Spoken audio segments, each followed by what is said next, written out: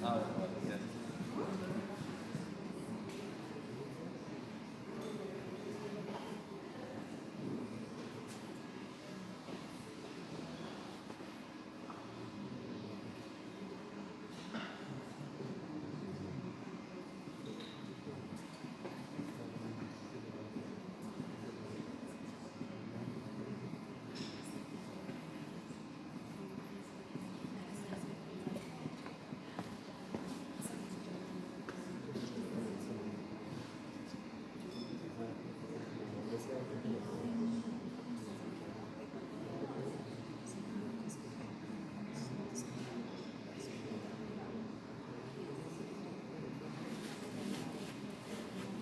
Gracias primero por participar de este conversatorio. Esta operación que hemos estado haciendo acá en la misma iglesia, en este museo que antes fue iglesia, ha sido un poco controversial con las mismas directivas del museo. Por eso también entiendo que la divulgación ha sido poca y un poco desestimulante, digamos, desde lo que se ha planteado para esta exposición y esta disposición. Cuando empezamos a conversar sobre velar, siempre se pensó que en ese velar lo que había era una operación de tapar y de censurar, pero de alguna manera no se reconoció que también en el velar hay una operación de cuidar. Y eso, digamos, de cierta manera generó una tensión muy fuerte con un lugar que está siendo cuestionado en este momento por esta operación plástica en toda su actividad, que pretende ser decolonial, pero que lo que está activando es unas potencias curiosamente muy coloniales. De eso queremos hablar un poco con María Cristina. Quise invitarla para que empezáramos una serie de charlas con algunas de las personas que considero pueden empezar a brindar un discurso sobre la manera en que los artistas podemos empezar a operar políticamente y no solamente a ser ilustradores de un concepto de lo político. Parte de mi experiencia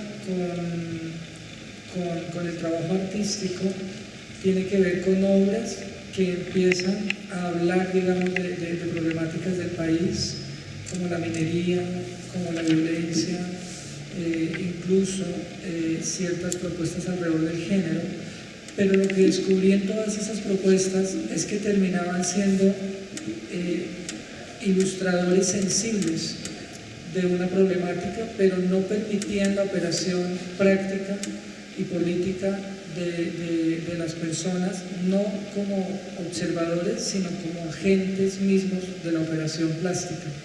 Por eso está muy implícito en este trabajo la relación con el cuerpo. Y por eso sentí que María Cristina nos puede ayudar muchísimo a que entre todos conversemos un poco sobre la relación con el cuerpo. Entonces me gustaría mucho darle la palabra a María Cristina para que nos contara un poco cuál es su apreciación frente a esta operación plástica.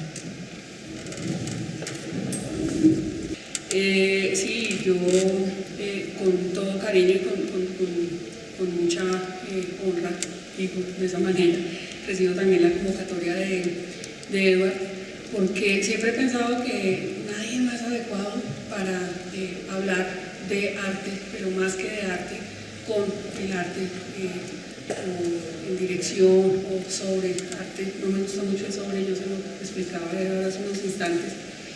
Pues nadie más indicado que los artistas, pero lo más curioso es que los artistas pues nos están como buscando mucho a los filósofos, y pues uno como filósofo lo menos que debe hacer es hablar desde su nivel de, digamos, de comprensión y no desde otro, porque el de nosotros claramente no es la práctica, sino el pensamiento.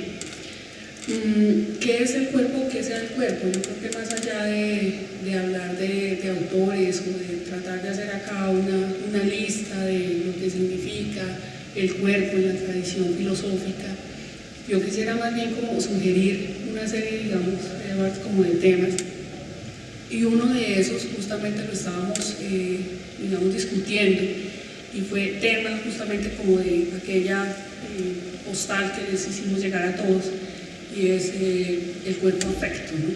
¿Qué significa el cuerpo afecto? ¿Cómo concebimos nosotros mismos nuestro cuerpo?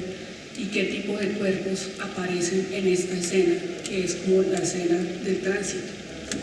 Fíjense o fijémonos todos que la propuesta que hace Edward, pues sí, se ubica en un espacio, exige obviamente una dimensión espacial, o sea, ya habla de un comportamiento, digamos, espacial, topológico, pero también sugiere como una intervención de quien podría llamarse en la historia del arte espectador. Sin embargo, pues acá no hablamos de espectadores, claramente, hablamos de cuerpos expuestos que incluso no saben cómo portarse ante la obra.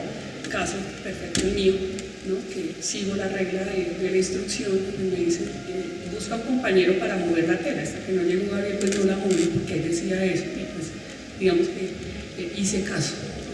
Entonces fíjense que hay una cuestión interesante, y es el cuerpo en el museo, y Edward nos propone operar el museo, ¿no? A mí eso es lo que realmente me llama la atención, porque somos cuerpos operantes en el museo, y la obra definitivamente lo que hace es operar el museo y operar también en nosotros como cuerpos actantes, ¿no?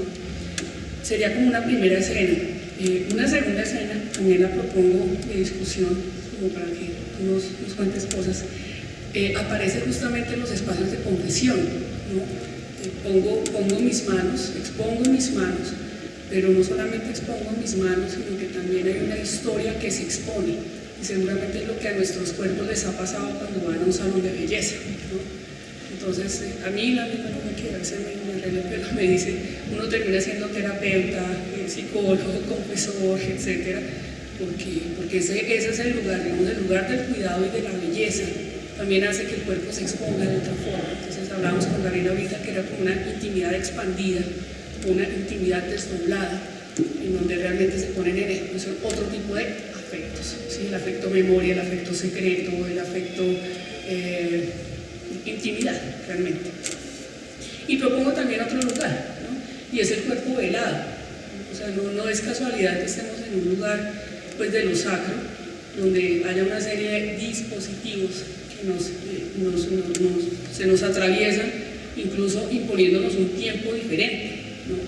El tiempo de la organización, el tiempo del tráfico, el tiempo del dispositivo a la entrada, entonces nos demoramos en llegar porque allá nos decían que no podíamos entrar, etc. O sea, como que la obra realmente como que lo que hace es exponernos, digamos, en una serie de comportamientos que también son de implicación, ¿sí?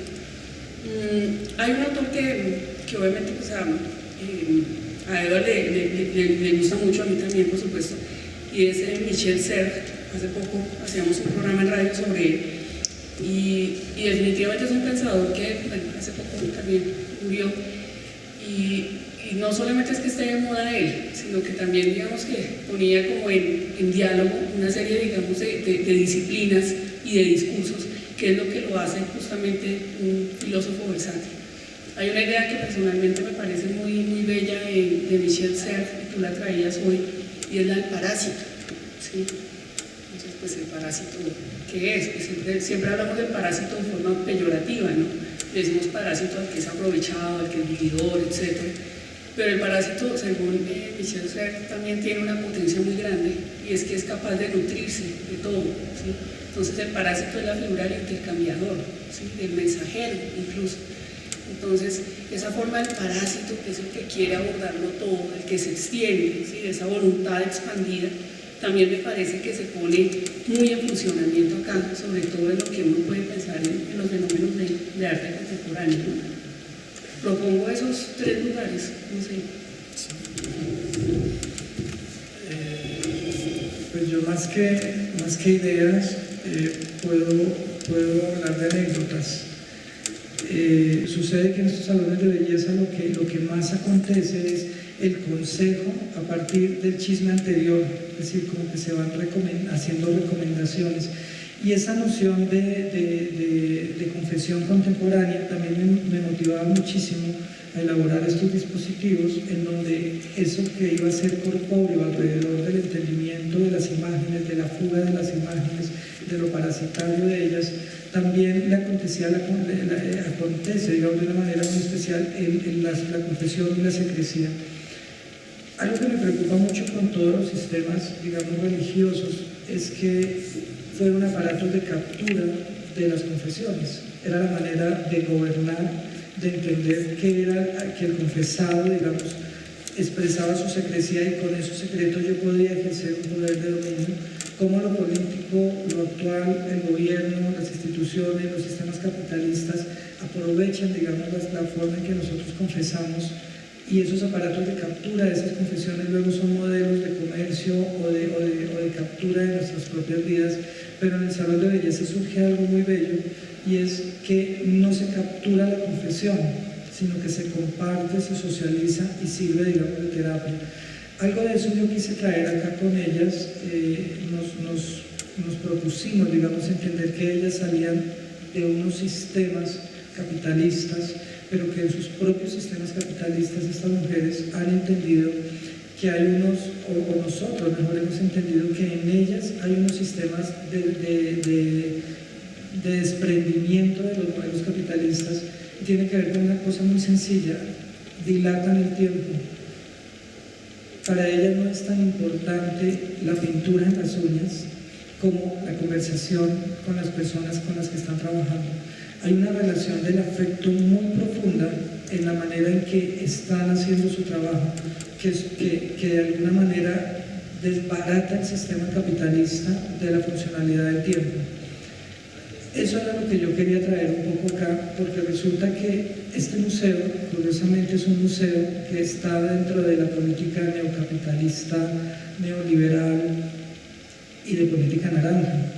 Este museo hace que nosotros tengamos distancia con las obras, que solamente las observemos, y en esa observación hay un acortamiento del tiempo, porque una de las grandes potencias o de las grandes capacidades que el capital, o de las armas con que el capital agencia, es que solamente seamos conducta de la visión, privilegio de la visión.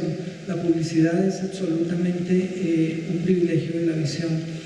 Y en eso la máquina barroca lo sabía supremamente bien. Digamos, la máquina barroca es una máquina teatral de la visión, de la sensación de la visión. Yo quería de alguna manera traer una operación, no una obra, porque aquí hay muchas obras como para traer otra más. Traer una operación que evidenciara la máquina barroca como máquina de publicidad, entender que el museo está operando como una máquina de publicidad en donde todo es visible pero no tocable. Hay una paradoja muy curiosa, que lo patrimónico solamente sea visible y que lo patrimónico no se pueda tocar porque sufre su desgaste. Puede ser así, pero eso ejerce una paradoja muy curiosa, y es por qué lo patrimónico, lo que me representa, lo que tiene que ser guardado, archivado como patrimónico, también es intocable. Y en ese sentido me parecía que era muy bello traer operaciones tocables, no solamente la que les contaba de las señoras en todo su ejercicio de tocabilidad del cuerpo del otro y de tocabilidad del relato, de qué es lo que me toca a mí como discurso, sino de estas cortinas que de alguna manera están tapando la conducta normal de la visión. Hay una operación que yo le contaba a María Cristina hace poco que tiene que ver mucho con el carácter del deseo. Y este museo está atravesado profundamente por la idea de los deseos de las monjas que querían ser guardadas, no visibles, los deseos patriarcales que querían guardar a estas mujeres, los deseos de la contrarreforma que quería generar unos modelos y unas conductas y unos patrones, y esos deseos han sido son adquiridos, digamos, o son capturados por una idea de gobierno que también quiere recoger una serie de deseos para que esto sea patrimonio. ¿Cuál es el deseo que navega en el gobierno para que esto sea un patrimonio? Y toda esa suerte de deseos, a mí me parece que la operación lo que pretende es de alguna manera poner un bloque a esos deseos, a esa carga de deseo que navega, y evidenciar cuáles son, y molestarlos, provocarlos. Uno de esos, como ejemplo particular, es que en esa maquinaria de máquina naranja que quiere operar en el museo, de deseo explícito es el del turista que solamente quiere ver con rapidez, con una mecánica inmediata, y el museo juega eso, porque el museo necesita estadísticas para poder funcionar, necesita un grupo, un total de personas, una mayoría de personas que lleguen, no importa de qué manera, lo importante es que lleguen. En ese deseo, lo que trataba de pensar es qué pasa si bloqueas el deseo del turista, qué pasa si simplemente no le permites ver, cómo se bloquea el deseo y qué expresa ese bloqueo del deseo, qué expresa que ya no sea eso que cortas, digamos, la presencia del deseo. Y luego termina siendo una máquina deseante cuando estás trabajando con las personas pintándote la uña. Hay unas posibilidades de lo que atraviesa el cuerpo profundas. Hay una anécdota con la que quiero cerrar para que María Cristina sea quien hable, porque no la he dejado. Y tiene que ver mucho con una anécdota que hoy narraba a una persona por chat, y ahora se la contaba a María Cristina. Mi mamá vendía chances, que es como esto que parece una lotería donde se anotan unos números. Antiguamente se hacían en unos talonarios que eran como unos factureros pequeños y se hacían con papel carbón. Probablemente mucho de mi trabajo tiene que ver con papel carbón por culpa de los talonarios de mi mamá. Luego les cuento un poco de eso, pero lo que les quería contar es cómo recordaba hoy que mi mamá se demoraba mucho vendiendo un chance. Cuando ella contaba una narración, la contaba con demasiada parsimonia, hacía una cantidad de actos teatrales, generaba, digamos, toda una teatralidad del relato, tanto que dilataba muchísimo el tiempo de la operación de la venta del bendito chance. Hay una cosa que pasa, y es que hay autores orientales que en este momento están en boga y que están hablando mucho de la captura del tiempo y de la manera en que incluso el ejercicio del aburrimiento es una negación, digamos, para el cuerpo en este momento. Pero yo siento, y lo presiento muy fuerte, que nosotros los latinoamericanos no hemos asistido a ese tipo de conductas, que en Oriente, digamos, hay una política incluso de la especie como política del país que se fortalece, digamos, en la idea de especie, en la idea de nacionalidad, y eso hace y ejerce unos poderes sobre el cuerpo muy curiosos, que es, digamos, por lo que vemos, unas tasas de suicidio impresionantes en China, en Japón, en la India. Yo siento que nosotros hemos sido profundamente resistentes a las colonias. Dos ejemplos como para avanzar rápido. Uno, la blanquitud de sangre. Este museo permite hablar de eso. Cuando la política que se está ejerciendo es la de ser blanco, de ser puro, la decolonización inmediata fue hacer el quiebre de esa ley y pagar por la blanquitud de sangre. Es decir, la decolonización emerge en el mismo momento en que la colonia quiere imponer su poder. Nosotros en Colombia hablamos mucho como del chueco o de que a la ley echan la trampa. Eso, digamos, en los órdenes más perversos, pero sí siento que nunca hemos sido modernos, precisamente porque nunca nos lo hemos permitido, porque siempre hemos estado haciendo quiebres a esas modernidades que quieren ingresar y que quieren entrar. Y me preocupa mucho que nosotros leamos autores extranjeros y en esos autores no encontremos lo que en el pueblo y en la base sucede, que hemos aprendido a dilatar el tiempo, que hemos aprendido a generar unos chuecos en esos proyectos que se nos imponen, que hemos aprendido a ser felices incluso con poco, y que los suicidios acá, si se dan, porque son muy pocos en un país en donde se mata a la gente y no donde se tiene la oportunidad de suicidarse, no son por aburrimiento, no son por crisis, digamos, de sistemas de modernidad, que nosotros hemos aprendido cierta felicidad, pero que en una cultura que no quiere escuchar eso, que es la cultura que habla, que escribe, no hemos descubierto esas potencias de un pueblo base que sabe cómo agenciar la vida y el aburrimiento. Eso es de lo que esta pieza trata de hablar.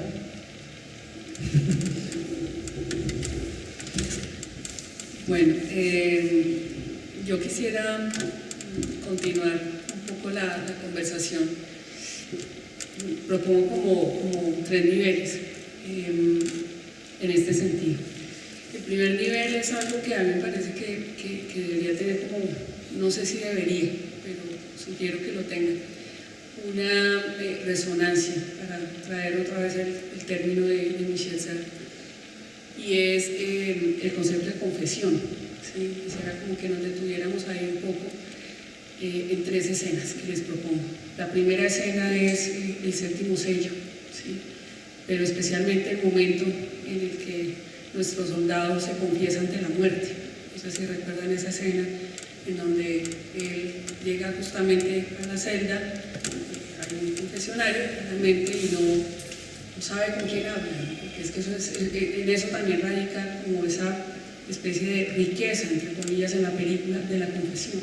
Yo no sé a quién estoy contando mis cosas y en eso radica el reto, ¿no? Y este guerrero le cuenta que se ha encontrado con la muerte y que no sabe realmente si seguir a la muerte o sacarle el cuerpo o asumirla o qué va a pasar. Y la muerte, que es su confesor, le dice, sí, ¿por qué tanto miedo? O sea, ¿qué es lo que pasa? Dice, porque realmente hasta el momento no he ganado ninguna batalla, no he hecho nada productivo y cómo me voy a morir así. Y el momento más fuerte y más desgarrador para nosotros los espectadores es cuando la muerte corre, pues cuando aparece frente a él, dice, ¿cómo así? Y de repente, pues Pedro Abelardo intuye como que él ya se dio cuenta y se le acerca y dice, bueno, yo no lo he ido a buscar en mucho tiempo, ¿no? Dice, sí, seguramente porque no tienes nada de qué arrepentirte. Entonces Pedro Abelardo se queda así y le dice el padre, el guía espiritual, recuerda que para que la confesión realmente tenga sentido, tienes que estar completamente arrepentido. Y él se va pensando, no puedo estar arrepentido de lo que me da tanta felicidad, ¿no? Que es Eloísa y todos sus encantos, por supuesto. Y una tercera escena, quisiera como recuperarla a partir del libro 11 de las Confesiones de San Agustín. ¿Sí? O sea, no es casualidad que estemos justamente hablando de la confesión, y a mí ese tema personalmente siempre me ha llamado la atención, porque uno muchas veces se encuentra el ateo, ¿sí? Que dice, yo por qué voy a confesarme, bueno, el no ateo también lo dice, ¿por qué voy a confesarme con alguien que es tan o más pecador que yo? Y yo siempre he tenido la misma respuesta, pues justamente en eso radica la exposición tan fuerte, ¿no? Y es en abandonarse a sí mismo, incluso en alguien que puede llegar a ser peor que uno, ¿no? Podría uno decir que ese es el verdadero reto de la comunidad o algo así. Estoy dispuesta a discutirlo y será seguramente en un escenario teológico o algo así, o acá puede ser, pero quisiera como dejarlo allí. Volver otra vez entonces al libro 11. El libro 11 pues dice muchas cosas, pero dejémoslo en una sola frase o en una sola sentencia, y es: largo es el tiempo, dice San Agustín, largo es el tiempo. Y eso nos pone a los filósofos, y yo espero que a los artistas también, como pensando en, eso quiere decir que la definición no es del tiempo, sino de lo largo, ¿sí? Que está implicado en la noción, digamos, temporal. Eso me pone a pensar porque justamente la confesión no se agota, ¿sí? Y yo observando justamente la letra escrita, la narración, ¿sí? La narración allí congelada, concentrada, registrada, pensaba yo, pues lo interesante del texto escrito es eso, que no se agota, porque en cada lectura como que el lector descubre cosas nuevas, ¿sí? La riqueza de las biografías, la riqueza de las autobiografías, la riqueza justamente de las bitácoras, radica en que se congeló el instante, pero toda historia es narrada en presente, ¿sí?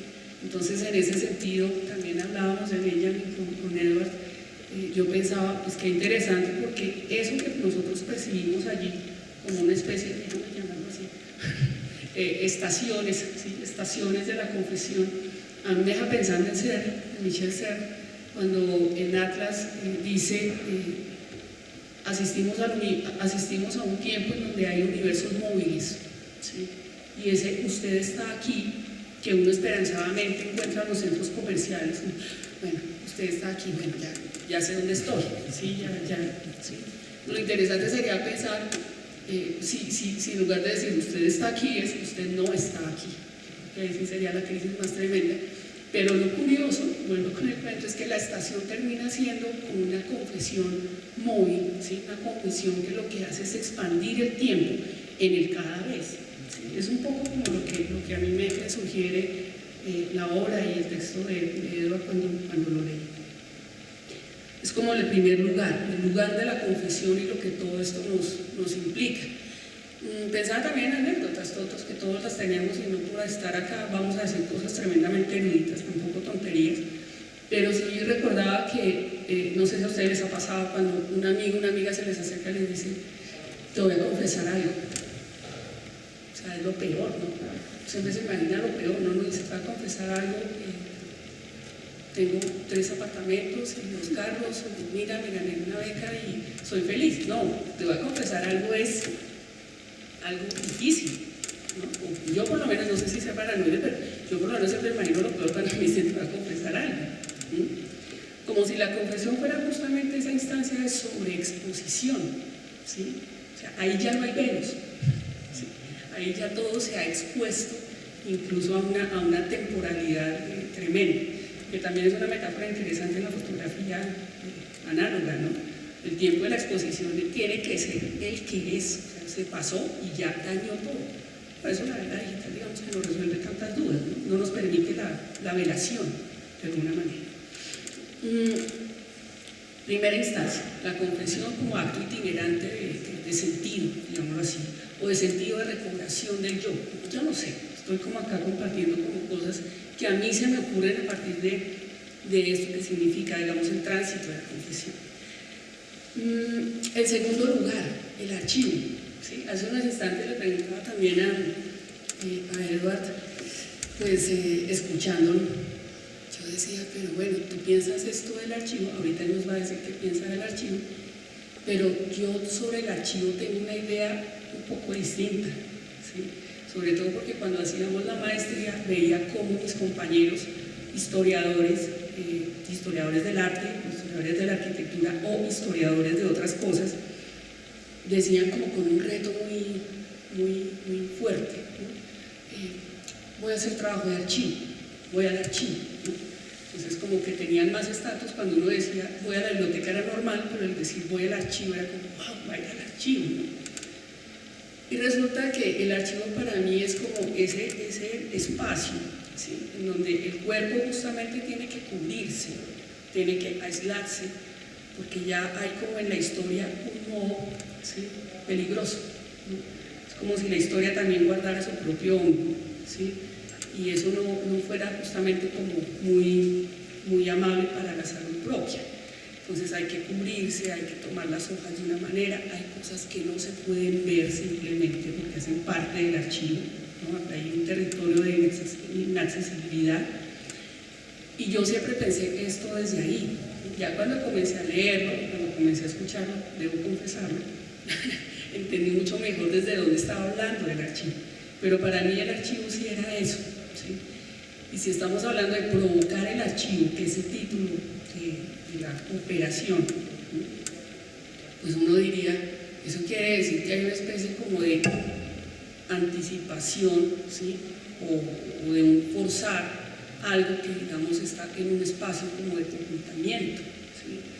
Y le decía también a Edward, el provocar también de alguna manera es agresivo, ¿sí? Muchas veces como que uno lo lee en entornos o en términos como eróticos o algo así, pero también el provocar es obligar al cuerpo a hacer algo que no, que se provoca el vómito, que se provoca algo, el que fuerza, digamos, un comportamiento por ni siquiera una mediación, sino por un medio externo, es el que, digamos, quisiera como quedarme allí, ¿sí? O sea, provocar el archivo no es precisamente provocar la historia, también hay otra cosa que se provoca allí. Y proponerles también una tercera cosa, ¿sí? Y también la hablábamos hace unos instantes. El hecho de que estemos acá haciendo esto que estamos haciendo, ¿sí? Hace que estemos desnudando incluso una cosa que se llama aparato crítico en el mundo del arte, ¿sí? No es una curadora la que está hablando, ¿sí? Quisiera hacerlo, no sé, pues no sé qué exigencia tiene uno que tener como para ser curador, ¿sí? Pero digamos que es interesante porque el mismo Hume, David Hume, no perdió el tiempo cuando hizo un textico muy corto que se llama Ensayo sobre la norma del gusto, y decía, ¿quieres ser crítico? Tienes que tener en cuenta estos 6 elementos, y 3 de esos 6 elementos están asociados a al potenciar los sentidos, ¿no? El tipo no está hablando de conocimiento, dice, entre gustos no hay disgustos, pero el gusto hay que cultivarlo. Eso quiere decir que cualquiera puede ser crítico siempre y cuando cultive su gusto, ¿sí? O sea, se críe, se prepare como en la multiplicidad, ¿no? Entonces, esas 3 ideas las dejo allí, ¿sí? Lo primero es pensar un poco en esa instancia móvil que es la confesión. Lo segundo es pensar el lugar del archivo o el tránsito del archivo, quizás lo móvil del archivo, ¿por qué no? Y lo tercero, desvirtuar un poco el papel del crítico, que yo sé que varios lo han hecho, pero sigue habiendo críticos. Entonces, eso. Bueno, pues no sé, empecemos por el lugar del archivo, que me parece, pues es lo que le da nombre, digamos, a la muestra. En algún momento, Michel de Certeau habla mucho de los archivos jesuitas y pone énfasis en la condición que tiene el archivo jesuita como abundante y como la negación a la interpretación precisamente por abundante. Es decir, cuando tenemos demasiada información, tenemos el problema de que no nos permitimos la interpretación. Y en ese sentido, Michel de Certeau dice ¿qué posibilidad tiene el archivo cuando al contrario falta? Permite un logro diferente, y es el logro de lo interpretable y del anudamiento con otro tipo de archivos. Denuncia muchísimo el archivo jesuita precisamente por no permitir de alguna manera la asociación con otro tipo de archivos, porque es tan abundante y tan difícil de elaborar el mismo que solo permite, digamos, una interpretación. Cuando yo llego acá a Santa Clara, digamos que la primera pelea que tengo con la institución es la definición de archivo, porque esto que yo estoy tapando de alguna manera nunca fue concebido como archivo, sino como colección. Y en ese sentido se escudaba, digamos, el museo en postular la posibilidad de que hubiera un archivo visual claro, en confrontación, digamos, con lo que significa esa idea de que son archiveros. Para ellos los archivos también eran solamente los documentos coleccionables, todo el papeleo, el ejercicio incluso de lo que se recolectaba como documentos, pero no las pinturas. En el momento en que se define archivo es porque siento que hay 2 condiciones básicas que Derrida define para postular algo como archivo. Hay represión y hay supresión, porque siempre habla de la idea de impresión en un archivo. Yo encuentro que existe la supresión en un momento en donde hay una escogencia de unas cosas. No todo lo que estaba aquí pertenecía necesariamente a la Iglesia. Una política de Estado-República pretende elaborar un concepto de qué podría ser lo archivable acá en este museo, lo museístico, y escoge muy importante esa definición de lo que uno podría considerar archivo como represivo y como supresivo. ¿Y para qué? Para ejercer de alguna manera una política de la mirada, de lo que quiere, que es de lo deseable de la mirada. Si se juega con la misma maquinaria que han sido puestos y depositados estos archivos, lo curioso es que esas revelaciones entran en la maquinaria de la visión de manera que no los descubrimos. Es a partir de tacharlos, de cubrirlos, que empiezan a aparecer este tipo de consideraciones. Cuando algunas de las personas llegan y la primera pregunta que se hacen es ¿y por qué está tapado el archivo? ¿Por qué está tapado los cuadros? Ellos mismos empiezan a generar soluciones. Seguramente están en restauración. Esa idea de restauración me encanta porque al parecer pareciera una máquina de restauración, y efectivamente hay unos niveles de mediación que el museo ha impuesto sobre la visión tan profundos, tan inmediatos, tan capitalistas, que tapar la visión, tapar el deseo del turista o de la persona que solamente ve en la condición de la visión la manera de reconocer el mundo, una manera de cuestionar incluso qué es lo que vemos. Hay una operación que a mí me gustó hacer muchísimo, que tiene que ver un poco con lo que María Cristina describe, y es la de haber empezado a hacer un ritual y un hábito, ya que esto hablaba mucho de hábitos, la idea de lo religioso habla profundamente de hábitos, y me quise inventar un hábito y fue recoger todos los lunes en la mañana basura del lugar, los resquicios de basura, las cositas que aparecieron de basura. Y en eso aparecen varias lecturas. Una es pues, el problema mismo del cuerpo, de tener que tener un hábito, venir en las mañanas, que para mí era difícil madrugar. Recoger basura quiere decir acercarse hacia el suelo, hacer una labor de recogimiento, depositarlas en unos pequeños relicarios y obligar a que el observador de alguna manera generara una cosa parecida. Cuando se acerca a los microscopios, hace una especie de ritual también de agacharse, de venia, digamos, de venia frente a la misma basura, a algo que es insignificante, que aparece en el museo como insignificante. Cuando uno ve en esos microscopios la dimensión de la basura, seguramente cambia la dimensión de la imagen.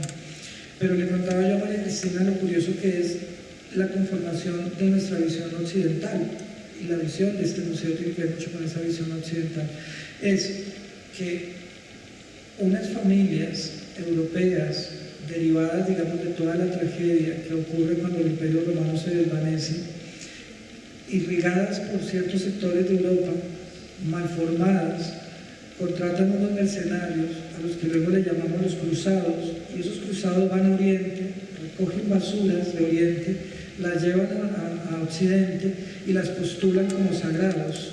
El manto sagrado, el huesito de Santo Livio de no sé qué, como todas estas escatologías robadas de Oriente son postuladas como lo sagrado, pero lo más interesante de esa imagen de lo sagrado es que luego se combina con el poder político, haciendo y ejerciendo en esas familias un poder de la otredad, un poder de la trascendencia, el poder que les da ser poseedores de lo sagrado, sabiendo efectivamente que es basura. Pero como la basura, que le decía yo a María Cristina ahora, me impresiona porque si en la basura ha perdido toda su energía, digamos, toda la posibilidad energética y de potencia, en el momento en que pierde la energía de los objetos, nosotros los cargamos de deseo.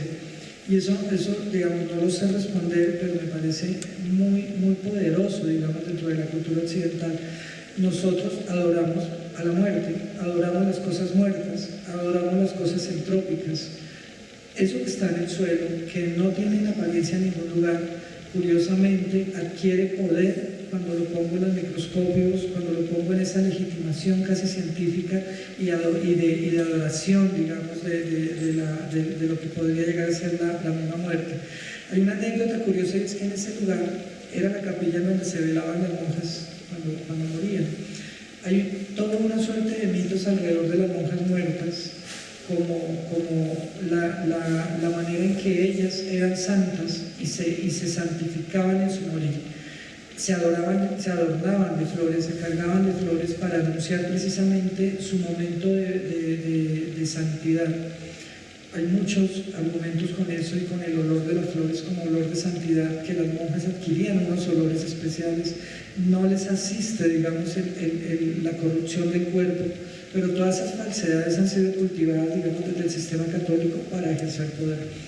Hay anécdotas de los robos que se les hacía, y de los pellizcos y de los jalones que se les hacían de cabellos a las mismas monjas por las mismas monjas, donde se sacaban cabellos, uñas, pedazos de ropa, como reliquias que luego se le entregaban a la sociedad bogotana para que esa sociedad fuera quien ejerciera el poder de legitimación sobre los otros cuerpos.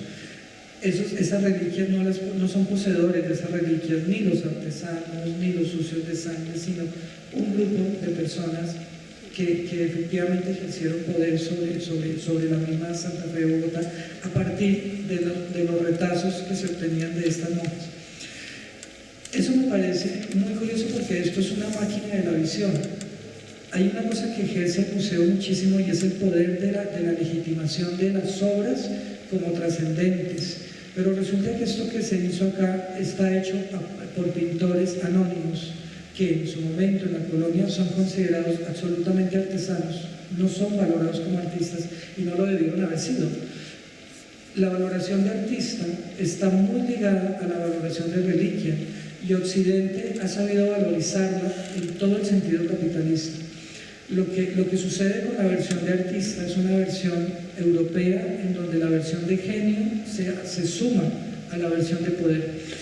El que legitima la versión de genio es precisamente el mecenas, el que necesita empoderar a un artista para empoderarse él políticamente.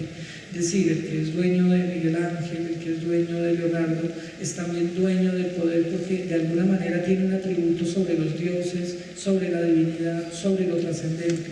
Si es dueño de la trascendencia, es dueño del poder. Esta máquina de la visión que les cuento, que es la máquina de la visión barroca, que ejerce una manipulación impresionante, es una máquina secuestradora también. El barroco, curiosamente Benjamin lo denuncia como una máquina de secuestro de lo visual. Eso es de lo que se trata esta operación, de desenmascarar de alguna manera cómo dentro de toda esa operación barroca, dentro de esa operación occidental de la visión, dentro de la mistificación y mitificación del artista, se sigue jugando a eso y no se suelta, digamos, esa operación y no se libera y el museo sigue ejerciendo los mismos poderes frente a un público que todavía cree que hay sagrados, donde se le imprimen esos sagrados. Y le contaba yo a María Cristina que lo que más me preocupa es que si seguimos creyendo en esos sagrados, si seguimos otorgándole esos poderes museísticos a las obras, si no rompemos ese círculo de la visión, pasan cosas como la que tenemos al lado, un gobierno que está como un gran otro, al que no le podemos argumentar nada porque es un gran otro divino, porque está en otro lugar de la sensibilidad y no podemos romper un muro tan fácil como el que no nos permite la entrada porque hay unos guardias. Le contaba a María Cristina ahora que esa puerta de la ley es una puerta kafkiana que no permite el ingreso para las personas, pero es más simbólica que física. Varias veces me han dicho estos oficiales que yo no puedo ingresar porque no tengo carnet de funcionario y les digo que mi nombre está escrito afuera en el pendón, pero si no tengo el carnet, ese nombre no soy yo. Me dicen, ese que está ahí no es usted. Digo, pero ese nombre no, miren, tengo un problema y es que en este número de censuras que me han ocurrido por presentar, me quitaron la D en el nombre del pendón. Entonces, si muestro la cédula, no soy yo. Pero esta censura se da porque creemos mucho en el poder del gran otro. Parte de la decolonización que propongo acá no tiene que ver con pensar la colonia, es con pensar la modernidad, una modernidad que nos ha hecho profundas marcas en el cuerpo y en los registros del pensamiento y no nos deja escapar de esos regímenes. El museo, este museo en especial, es culpable de esas marcas en los cuerpos y de esas distancias de lo sensible. Por eso el museo no está aquí hoy, porque le da miedo confrontarse con estas versiones. Ningún representante del museo está hoy para contradecirnos eso que estamos diciendo, y eso es una lástima.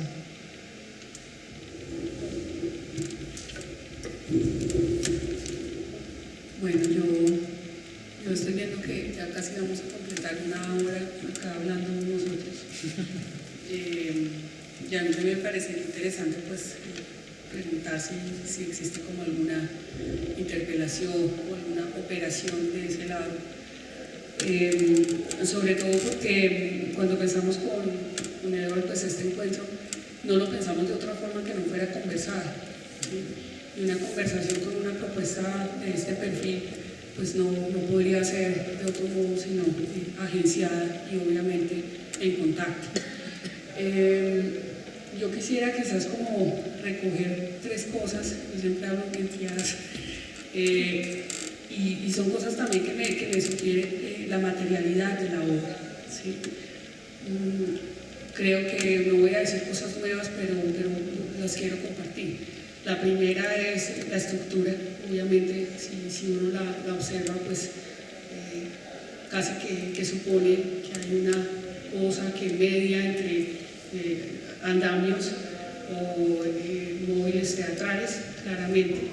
Pero también hay una cuestión interesante, y es que cuando la estela se corre, no solamente aparece lo que está detrás, ¿sí?, sino que aparecemos nosotros como espectadores, justamente. Entonces, recobrar la mirada es cobrar el velo, ¿sí? Cuando todo está tapado, entonces el turista también se deslocaliza, ¿sí?, porque necesita ver. Entonces, en ese orden, a mí me gustaría proponer, algún día escribamos algo sobre eso, una especie como de arqueología de los cuerpos móviles, ¿sí? Porque lo que yo veo justamente es que no estamos escarbando, ¿sí?, no estamos investigando, ni redescubriendo, ni desocultando ese cuerpo que somos, ¿sí?, ese cuerpo que asiste esta tarde, sino que hay un cuerpo diferente que se reclama una mirada diferente, y es una mirada en virtud justamente de lo que lo deslocaliza y de lo que lo perturba. Eso me parecería como muy interesante pensarlo. Por otro lado, no puedo evitar, obviamente, traer a uno de mis filósofos también estudiados y amados, que es Benjamin, porque creo, y se lo dije a Edward, con una propuesta como esta, uno realmente comienza a entender qué significa eso en Benjamin, el valor puntual y el valor exhibitivo, ¿sí?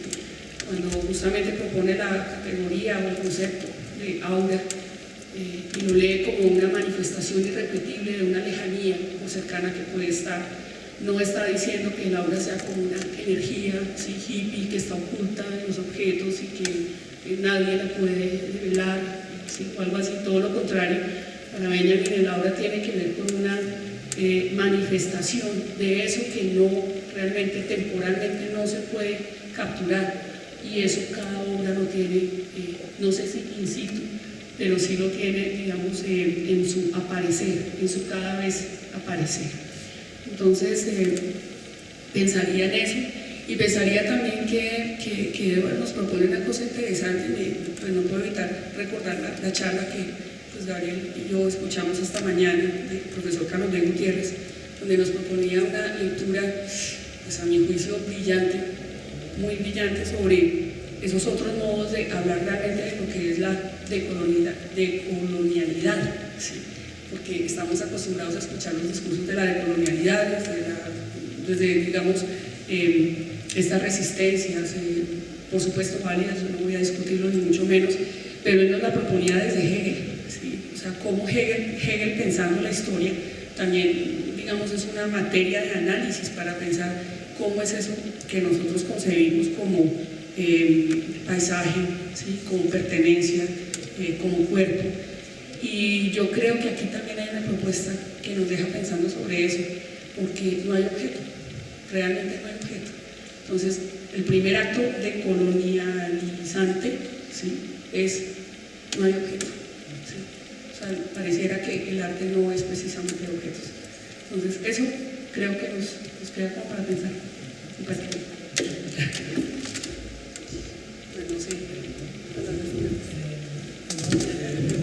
Me gustaría mucho escucharlos, como conversar un poco con ustedes si tienen alguna duda o una aclaración. Me encantaría, esto es una conversación. Hay una cosa que me encanta que Cristina pone a enseñar, para cerrar un poquito lo que le pueda decir, es que yo he sido un artista con algunas posibilidades de presentar una obra plástica con cierto virtuosismo, incluso con la posibilidad de haber ejercido un ejercicio técnico de invención. Es decir, llené todos los cheques que el capitalismo me pedía para poder sobresalir como artista. En algún momento, incluso la Galería Saatchi de Londres accede a mi obra, y yo tengo un reclamo profundo con esa asequibilidad de la obra, que tuvo que ver mucho con la idea de la legitimación del artista por parte de unos entes extranjeros, y con ese juego perverso de minería que se ejerce también en los cuerpos. Eso ha hecho, desde ese instante donde Saatchi me propone comprarme obra, empieza un asunto de reflexión precisamente sobre lo objetual. Hay un discurso acá que está atravesado solo por el deseo, solo por la inmanencia y por la potencia y por una descarga de energías que no corresponde necesariamente con la posibilidad de un objeto. Cuando algunas de las personas han llegado, se sorprenden mucho porque dicen, ¿y dónde está la obra de Edward? Esa potencia que había en él, ¿dónde está? En todo esto. Porque he empezado a entender muchísimo que precisamente la decolonialidad no podía llegar con otra obra.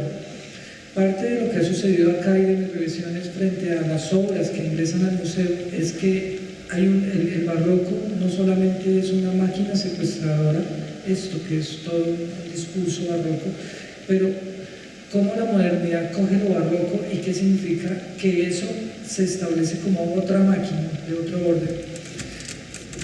Y lo que sucede acá es que esto se volvió una máquina antropofágica, y ese es el discurso final, es ¿qué es Santa Clara como una máquina antropófaga de obras de arte? ¿Para qué las pide? ¿Para qué pide Santa Clara que vengan artistas contemporáneos si no se les deja hacer una operación contemporánea? Parte de lo que está sucediendo acá es que el museo se opuso rotundamente a presentar esta obra porque no había obra, porque lo que había era una tacha. En eso el museo se opone tanto porque no logra descubrir qué es lo que está pasando dentro de esta versión de lo contemporáneo, que no la acoge, toma distancia, se separa, no acepta la confrontación y prefiere dejarnos a nosotros solos en esta operación. No quiere discutirla, porque precisamente su oficio, el que ha ejercido, es el antropofágico, el de entropizar las obras. Es muy sencillo. Cuando se ha establecido una obra acá, tiene que tener una lectura inmediata con el marco. Derrida habla de una cosa muy bella cuando quiere definir arte. Retoma Heidegger en algún momento, cuando Heidegger empieza a hablar de la obra de arte y de la coseidad, pero hace un parangón muy bello. Hablando de parangón, hace el parergón. Habla del parergón en la obra plástica, y eso me parece de una definición brillante. Es que lo que nosotros denominamos arte siempre está enmarcado en algo. Para Derrida pueden ser las palabras, puede ser el crítico que define que eso que está ahí es arte. Este vaso es arte si yo logro llenarlo de una obra que lo enmarque como palabras. Pero también el marco es precisamente el marco físico. Diría Derrida en algún momento, el primer curador de arte es el marquetero, que sabe exactamente qué marco poner y para qué sugiere un marco y no otro. Es decir, establece un orden de la mirada. En esa idea del parergón, a mí esto me lleva muchísimo a entender que esto que estaba acá era un parergón, y que lo que entra a Santa Clara tiene una definición desde el marco en el que entra, es decir, el contexto que le está dando valor a eso que entró como operación plástica. Lo curioso es que todas las obras, y me atrevo a decir que todas en absoluto, nunca habían tenido una confrontación con Santa Clara, porque siempre habían entrado dentro del discurso y dentro de la versión de lo que Santa Clara quería que ella dijera. Pero el artista, en esa cierta inocencia, no se ha dado cuenta que participa de una versión del Estado que quiere postular esto como un valor de lo políticamente correcto. Eso que es lo político correcto, a mí me parece que es supremamente peligroso si la versión viene del Estado. Hay artistas que jugamos, por ejemplo, en un momento dado, a ingresar obras que tengan que ver con los discursos de género, con los discursos queer, con los discursos ecológicos, pero el gobierno o el Estado de turno, ¿para qué quiere que esos discursos ingresen? Para hablar él mismo como postulante de los discursos, pero es una máquina capitalista. Ahora le decía a María Cristina que el mejor ejemplo que yo conozco es Kurt Cobain, cuando con su grupo Nirvana hace todo un problema de pelea, digamos, con toda la política de consumo, y termina consumido por el capital cuando graba los discos, y ahora lo vemos en YouTube y en remakes. Es decir, cómo deberíamos desconfiar de este tipo de máquinas como las máquinas que nos proponen lo político correcto. Y eso, digamos, es lo que yo más he tratado de señalar con esta operación, en donde ni siquiera ingresa una obra para que pueda ser encerrada por el discurso de Santa Clara. Tapar significaba empezar a generar otro tipo de archivo. Hay una consideración final, es que lo que se está tapando acá es lo patrimónico. Y lo patrimónico tiene una raíz que la acerca a patria, a padre, a patriarcado, todo lo que opera como patriarcalidad, también lo hemos señalado como patria. Es en el momento en que tapo esa patriarcalidad, toda esta idea de patria, de patrimonialidad, que aparece una operación que curiosamente se me dio en que fuera de mujeres, porque no la buscaba de esa manera, pero coincidentemente en la apertura de la obra aparece la matriarcalidad y aparece la matria, la idea de matria que deberíamos defender muchísimo y que es la idea de cómo se establece un orden del discurso que transita por el cuerpo, que transita por lo amoroso, que transita por la dilatación y que no le acontece tan fácilmente la venta, digamos, hacia lo neoliberal y hacia lo capitalista. Esta obra denuncia por encima de todo la confabulación, el acercamiento de un gobierno y una política neoliberal que hace de los museos un establecimiento de política solamente de comercio de los cuerpos. Y eso es lo que estamos tratando de velar con esta operación. Me gustaría saber ustedes qué opiniones les merece esto.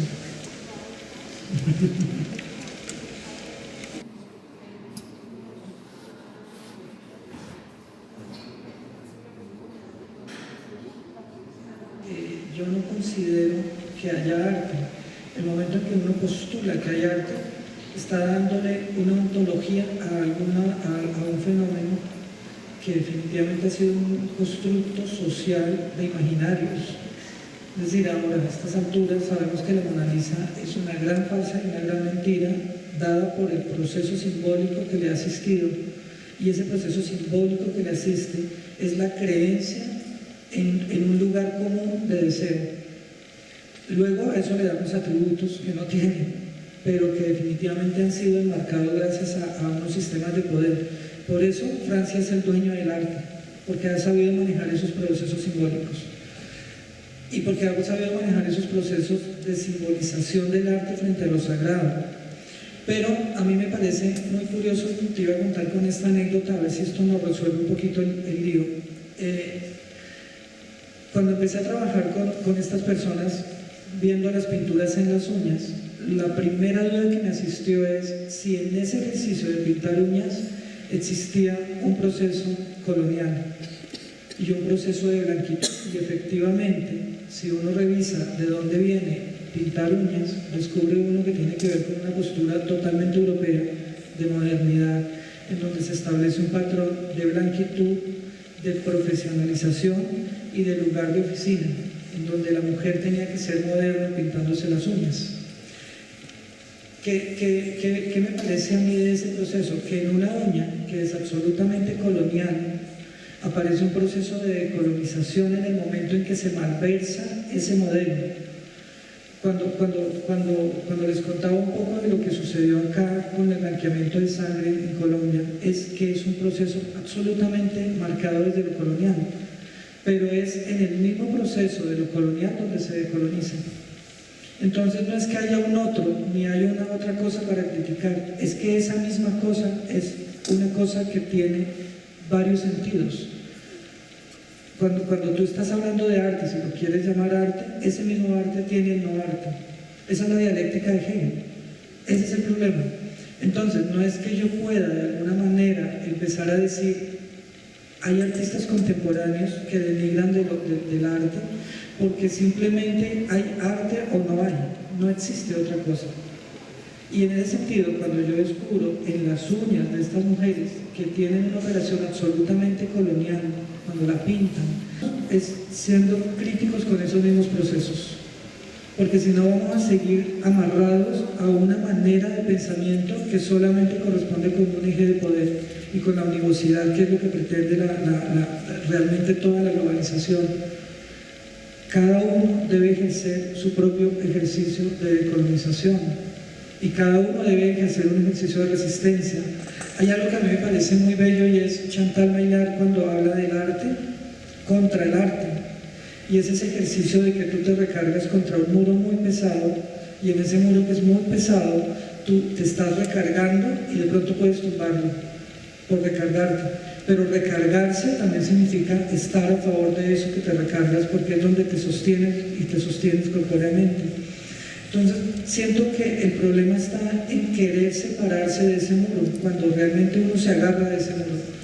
El problema siento que es pensarnos definitivamente que ha habido un gran arte y que el contemporáneo no es un gran arte, o que no ha habido una mentira en el gran arte, y seguimos defendiendo esas posturas de lo sagrado en el arte, que creo es a lo que Benjamin apuesta, es a decir, no hay aura en el arte ya. Pero no se trata de sacralización, se trata de contacto con el público, Sí. y acceso a la valoración estética que la gente maneja por su propia cuenta, de forma, por decirlo de alguna manera, natural. Una persona que llegue acá necesita el mediador para que le digan que eso que está viendo ahí no es que estén haciendo unas obras de reparación o de restauración, que eso es una obra de arte. ¿Sí me entienden? Solamente aquellos que se dicen conocedores es que van a... bueno, incluso hasta ellos mismos van a necesitar ese mediador, que les diga, el mediador. Esa es la característica del arte contemporáneo, la mediación. Fíjate que ahí hay una cosa que es profundamente contradictoria. Tú sabes que cuando se hacen visitas acá al museo, imagínate que no están estos telones. Las personas que llegan acá son guiadas también por un mediador, y hay todo un discurso sobre cada una de las obras. Porque lo que tú ves no es lo que crees que ves, es lo que te ha dicho la cultura que ves. Todo lo que ves está dado por el lenguaje, todo. No hay esa virtud de la imagen como se la imagina uno, todo está condenado al lenguaje. Es muy curioso, pero yo me he dado cuenta y he escuchado muchísimo las versiones que aparecen de cada una de las obras, explicadas también. Es decir, y lo denunciaba de alguna manera Natalia Gutiérrez en un libro sobre el Renacimiento, cuántas personas son capaces de ver una imagen y saber lo que sucede en la imagen, si no es a partir de la narración. A nosotros se nos tiene que narrar demasiado cada imagen. Las imágenes son narrativas, aunque no lo creas. Cuando pensamos que el arte contemporáneo es narrativo, cometemos un error en creer que el anterior no lo era, o eso que hay como separación. Todo arte ha sido narrativo, todo arte es textual. Ese es el gran equívoco de pensar en las imágenes como sagradas, como algo que nos llega, trascendente, inmanente, que no sé qué es, que no lo sé describir, pero que esa imagen me acoge y yo me acojo en la imagen.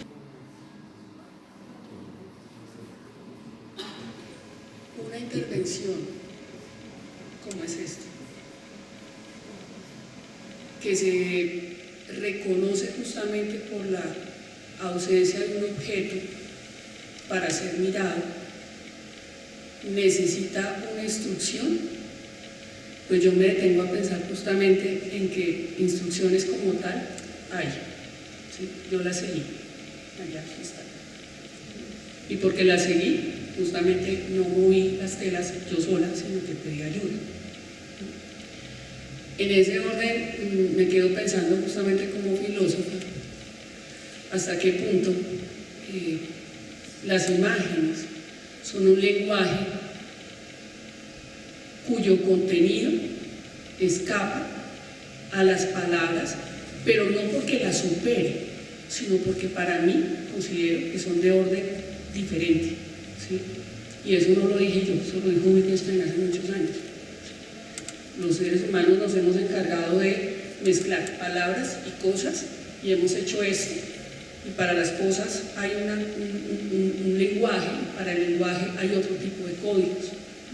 Entonces a mí eso me deja como tarea pensar, por eso me parece muy oportuna la inquietud, porque, insisto, no lo digo yo, sino los que saben bastante de estas cosas de arte contemporáneo, creo que lo que entraña justamente una apuesta de arte contemporáneo ni siquiera es la intervención, sino la participación de un ojo que no necesita ser el ojo del crítico, el ojo del docto, el ojo del conocedor, sino el ojo del que simplemente quiere ser un espectador participante. Y en ese sentido me parece que es interesante como reivindicar el universo de la acción humana, ¿sí? Eso es como lo primero. Lo segundo es que también recuerdo que hay que tener como mucho cuidado, y eso es como una señal muy interesante de lo que usted acaba de decir, en el momento de hablar de decolonialidad, sobre todo cuando no son o son los campos de análisis nuestros, ¿sí?